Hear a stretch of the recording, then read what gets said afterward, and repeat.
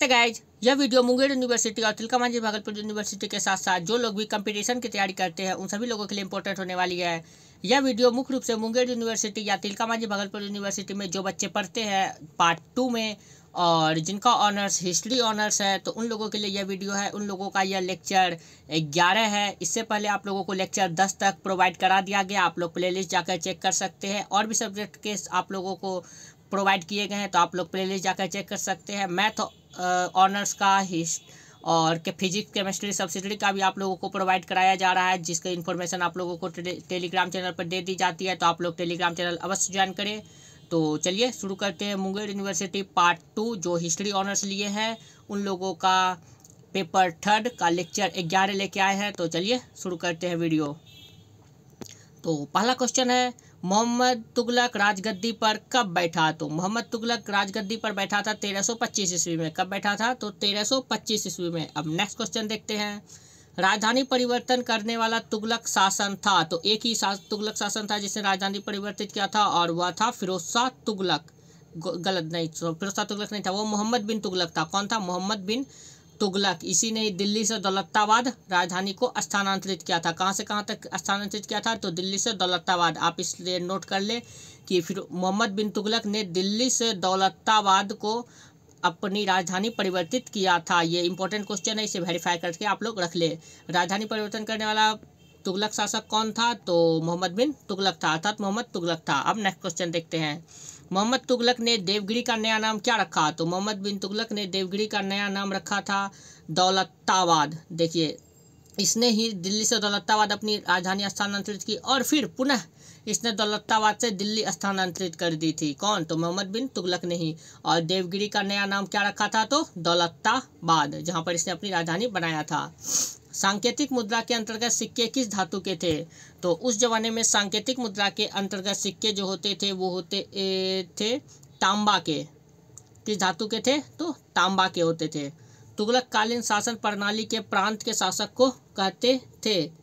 तो प्रांत के शासक को कहा जाता था उस टाइम आप लोगों का वजीर नहीं, कुमार नहीं, नायाब सुल्तान। बिल्कुल सही है, नायाब सुल्तान कहा जाता था। क्या कहा जाता था? तो नायाब सुल्तान, नायाब सुल्तान। तो अब नेक्स्ट क्वेश्चन देखते हैं, मोहम्मद तुगलक के शासन काल में किस विदेशी यात्री ने भारत की यात्रा की थी? तो ये आप लोगों को कई बार बता चुका हूँ कि मोहम्मद बिन तुगलक के शासन काल में विदेशी यात्री जो आए थे वो इब्न बतूता आए थे। कौन आए थे? इब्न बतूता, बगल में जूता, मुगल। इस तरह से आप याद कर सकते हैं थोड़ा ट्रिक से। मोहम्मद तुगलक के शासनकाल में किस विदेशी यात्री ने भारत की यात्रा की थी? तो इब्न बतूता ने। किसने की थी? तो इब्न बतूता ने। अब नेक्स्ट क्वेश्चन, निम्न में से कौन सा नगर फिरोज तुगलक ने बनाया था? फिरोज शाह तुगलक ने फिरोजाबाद नगर बसाया था। देख लीजिए, इसका नाम से ही लग रहा है फिरोजाबाद लग रहा है, लेकिन देख लीजिए फिरोजपुर है। आज फंसाने के लिए फरीदाबाद, ये सारे फंसाने के लिए ये सब ऑप्शन दिए गए हैं। इस पर पैनी नज़र बनाए रखे। तो आप लोगों का आंसर क्या होगा? फिरोजाबाद।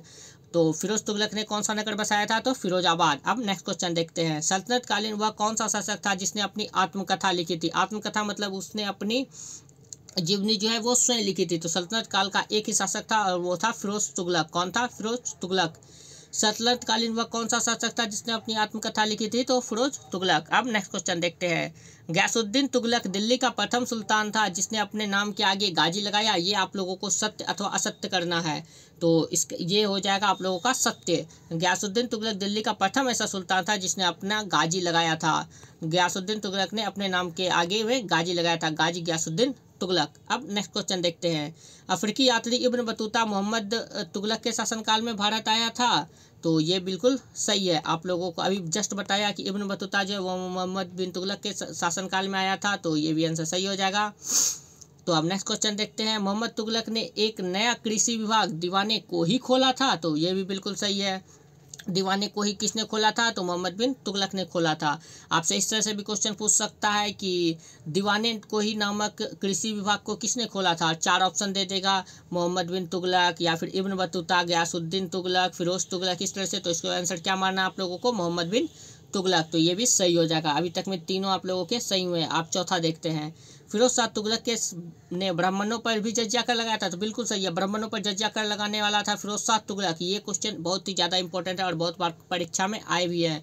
तो इसे आप लोग वेरीफाई करके रख ले, ये आने के चांस है। अब नेक्स्ट क्वेश्चन देखते हैं, तुगलक वंश का अंतिम शासक नसरुद्दीन महमूद था, तो बिल्कुल सही है। नसरुद्दीन महमूद जो था वो तुगलक वंश का अंतिम शासक था। तो इसमें आप लोगों के ये पांचों के पांचों आंसर राइट है। पांचों के पांचों आंसर क्या है, तो राइट है, अर्थात सही है।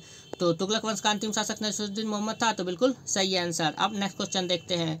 मोहम्मद तुगलक ने डैश नामक सोने व चांदी का सिक्का चलाया था। तो मोहम्मद तुगलक ने चलाया था सोने और चांदी का सिक्का, जिसका नाम था अदली। क्या नाम था, अदली। ओ दो लोदड़ी कर ली, अदली। मोहम्मद तुगलक ने किस नामक सोने व चांदी का सिक्का चलाया था, तो अदली नामक। अब नेक्स्ट क्वेश्चन देखते हैं।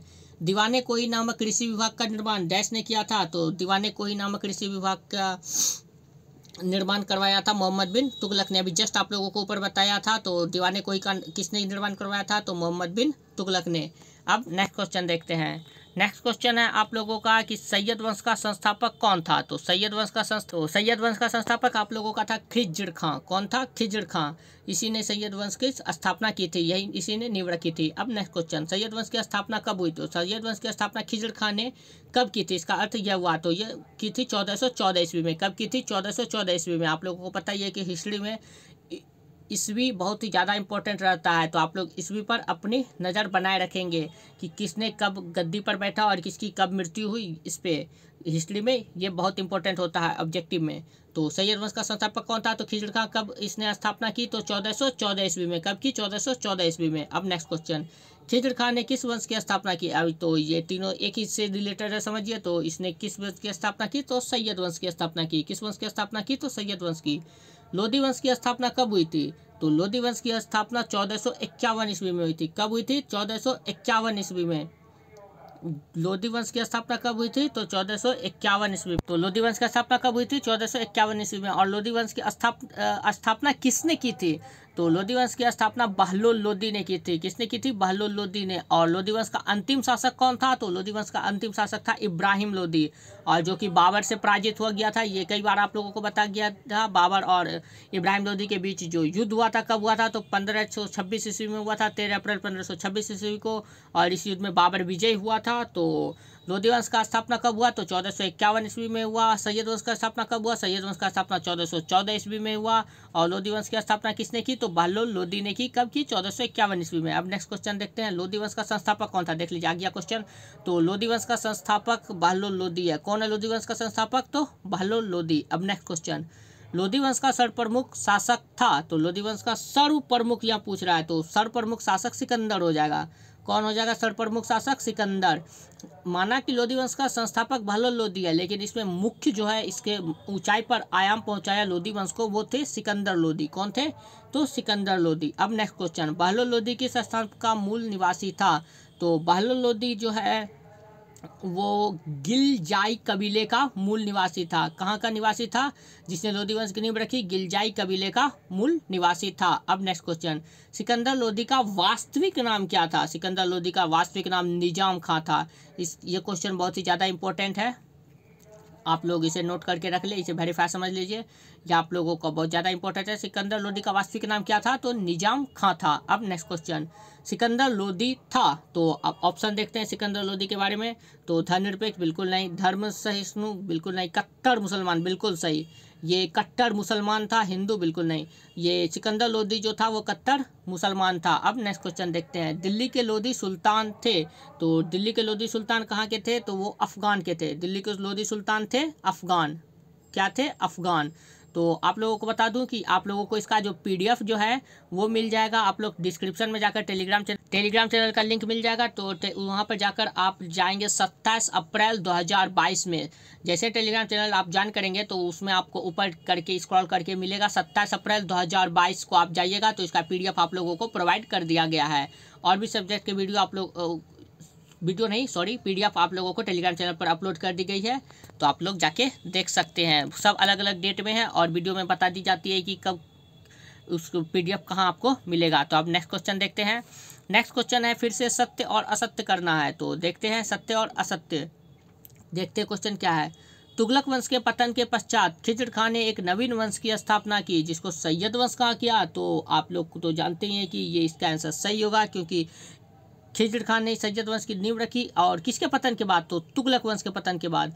तो आप लोग इससे एक और ऑब्जेक्टिव खुद से निकाल सकते हैं कि तुगलक वंश के बाद किसने दिल्ली सल्तनत पर कब्जा किया, तो किसने किया, सैयद वंश ने। किसने किया, सैयद वंश। किसने किया, सैयद वंश ने। और फिर सैयद के बाद फिर आएगा, आगे मैं आपको बताऊंगा। लोधी वंशीय शासन का संस्थापक सिकंदर लोधी था, तो ये हो जाएगा बिल्कुल गलत। आप लोगों को बताया कि लोधी वंश का संस्थापक सिकंदर लोधी नहीं था। ये वास्तविक कहा जा सकता है, वास्तविक संस्थापक नहीं। इसने उत्थान किया था लोधी वंश का, लेकिन संस्थापक सिकंदर लोधी को नहीं माना जाता है, तो ये आप लोगों का असत्य हो जाएगा। तो लोधी वंश का स्थापना किसने किया था, तो बहलोल लोधी ने किया था। आप लोगों को बताया था मैंने ऊपर जस्ट। अब नेक्स्ट क्वेश्चन देखते हैं। सिकंदर लोधी लेखकों, कलाकारों, कवियों आदि को संरक्षण प्रदान करता था। वह स्वयं भी गलरुखी उपनाम से कविताएं लिखता था, तो इसका आंसर हो जाएगा बिल्कुल सत्य। इसका आंसर क्या हो जाएगा, बिल्कुल सत्य। गलरुखी उपनाम से कविता लिखता था यही सिकंदर लोधी, और सिकंदर लोधी लेखक, कलाकारों, कवियों को संरक्षण भी प्रदान करता था। ऐसे बहुत सारे राजा होते हैं जो कि खुद अगर कुछ कविता सब लिखते हैं तो वो कविता जो रचना करते हैं उन लोगों को आश्रय संग्रह करने का कार्य करते हैं। जिस तरह से अकबर निरक्षर था, लेकिन उसे जो है रुचि थी, तो इसलिए तो उसके दरबार में नवरत्न रहा करते थे। अकबर के दरबार में नवरत्न, मुल्ला दो प्याजा से लेके बिरबल से लेकर मानसी, राजा टोडरमल सब रहते थे। तो उसी तरह सिकंदर लोधी लेखक एक खुद कविता लिखता था, तो इसलिए उसके जो है राजभवन में लेखकों, कलाकारों, कवियों आदि को संरक्षण प्रदान करता था। तो इसका आंसर हो जाएगा बिल्कुल सही। अब नेक्स्ट क्वेश्चन देखते हैं। इब्राहिम लोधी का शासनकाल दिल्ली सल्तनत के पतन का काल था, तो ये हो जाएगा बिल्कुल सही। इब्राहिम लोधी का शासनकाल दिल्ली सल्तनत के पतन का काल था। जब इब्राहिम लोधी मर गया, बाबर से मृत्यु जब हो गया लड़ाई में, उसके बाद जो है दिल्ली सल्तनत खत्म हो गया और फिर मुगल साम्राज्य की शुरुआत हुई। किस साम्राज्य की शुरुआत हुई, तो मुगल साम्राज्य की। और मुगल साम्राज्य के संस्थापक कौन थे, तो बाबर माने जाते हैं।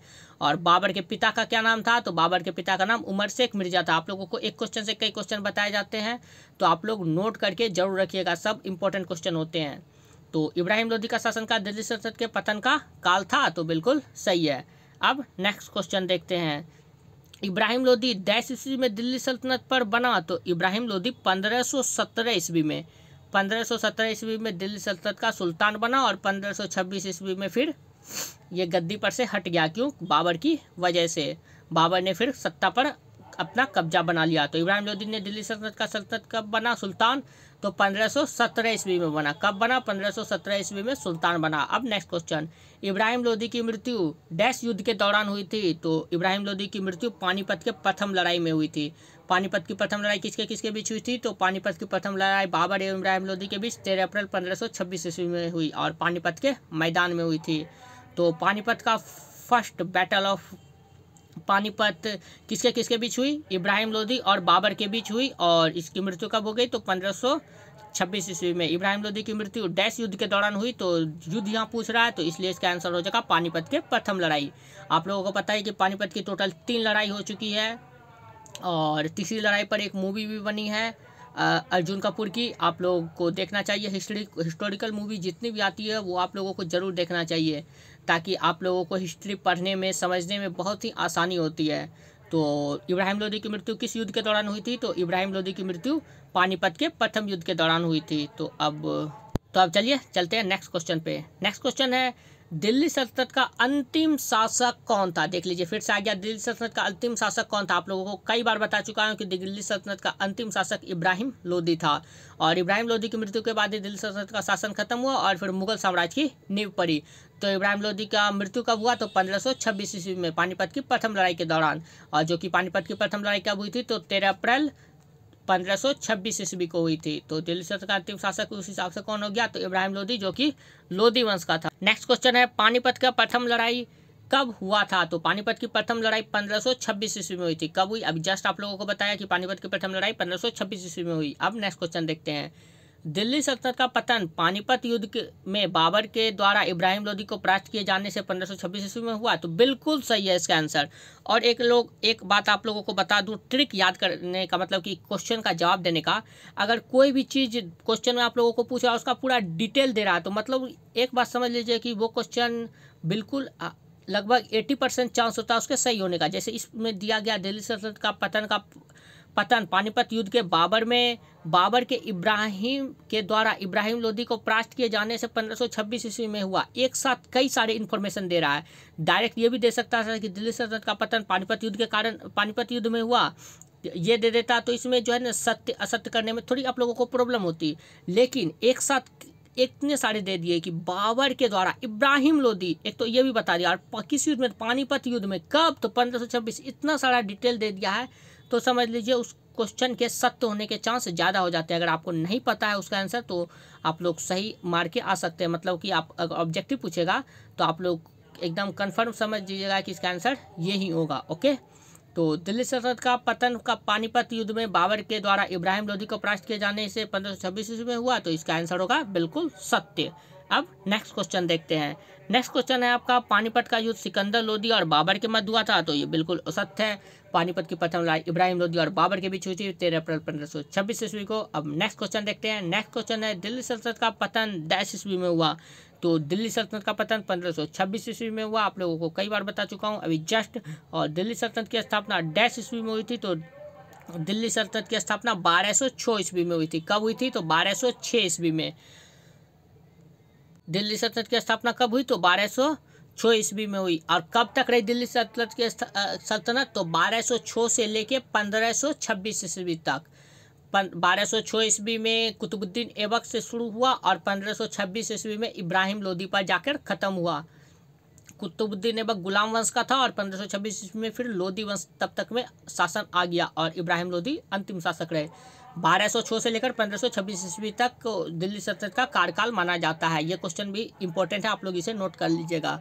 और दिल्ली सल्तनत की स्थापना कब हुई थी? तो दिल्ली सल्तनत की स्थापना 1206 ईस्वी में हुई। अब नेक्स्ट क्वेश्चन देखते हैं। नेक्स्ट क्वेश्चन है आप लोगों का, दीवाने इंसा किस विभाग का अध्यक्ष होता था? तो दीवाने इंसा जो है वो आलेख विभाग का अध्यक्ष होता था। किस विभाग का अध्यक्ष होता था दीवाने इंसा? तो आलेख विभाग का अध्यक्ष होता था।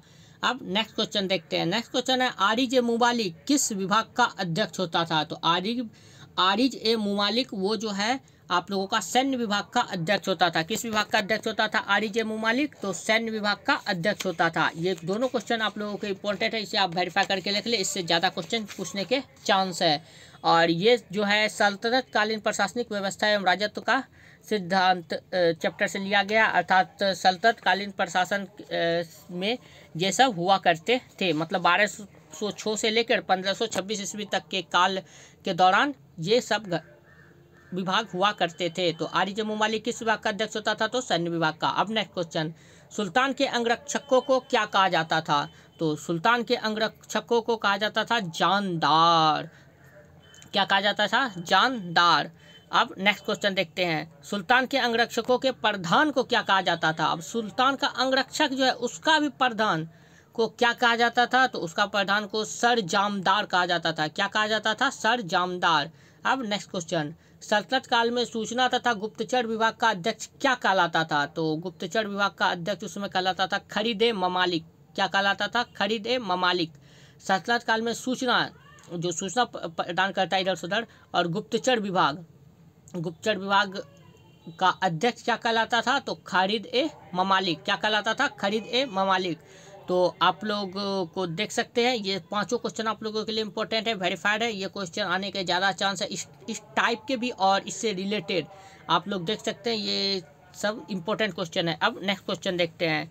नेक्स्ट क्वेश्चन है, सल्तनत काल में सैन्य विभाग को दीवाने अर्ज के नाम से जाना जाता था। तो अभी जस्ट हम लोग ऊपर में देखा कि दीवाने अर्ज सैन्य विभाग को कहा जाता था, तो बिल्कुल सत्य है। अब नेक्स्ट है, दीवाने इंसा पद पर नियुक्ति व्यक्ति आलेख विभाग का अध्यक्ष होता था।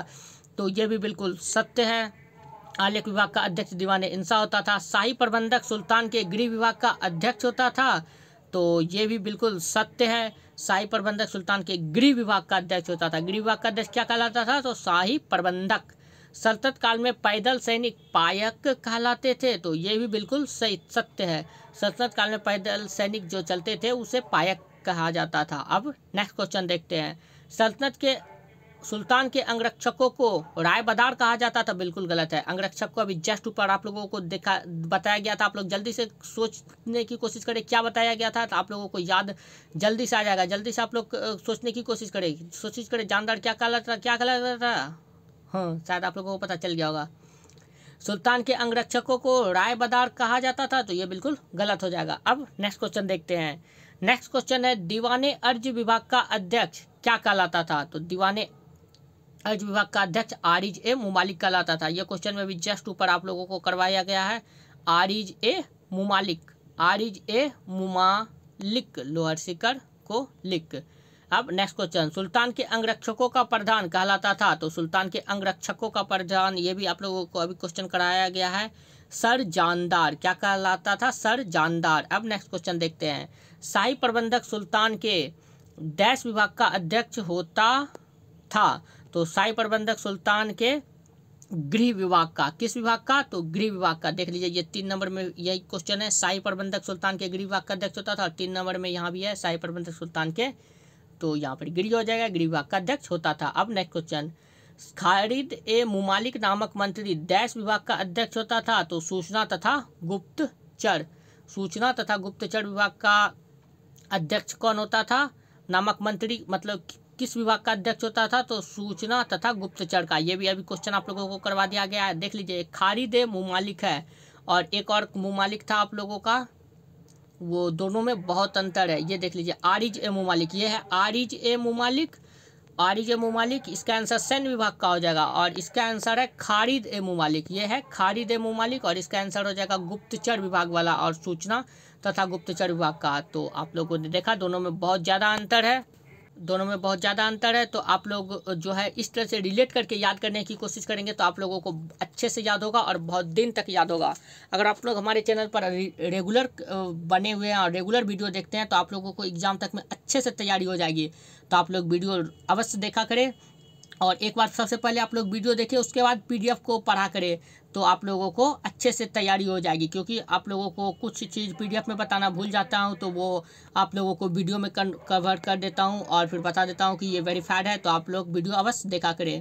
तो मिलते हैं नेक्स्ट वीडियो में। आज हम लोगों ने फिर से 50 क्वेश्चन लगभग किए हैं। अब नेक्स्ट फिर 50 क्वेश्चन की आएगी सीरीज। तो आप लोग चैनल पर बने रहे और जल्द ही पेपर 4 का भी आप लोगों का इसी तरह से सीरीज लेकर आया जाएगा। तो आप लोग बने रहे और अपने फ्रेंड के साथ भी शेयर करें ताकि वो लोग भी अच्छे से ऑनलाइन तैयारी कर सके। बहुत सारे बच्चों को पता नहीं है। तो मिलते हैं नेक्स्ट वीडियो में। वीडियो देखने के लिए बहुत बहुत धन्यवाद। Thank you.